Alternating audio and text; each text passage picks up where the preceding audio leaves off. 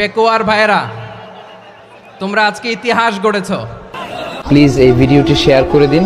নিচে শেয়ার নামক একটি বাটন দেখতে পাবেন, সেই শেয়ার বাটনটি ক্লিক করুন, ফলে আপনার বন্ধু বান্ধবদের সাথে আজকে লাইভটি শেয়ার হয়ে যাবে এবং সচেতনতামূলক ভিডিওটি দেখে তারাও সচেতন হতে পারবে।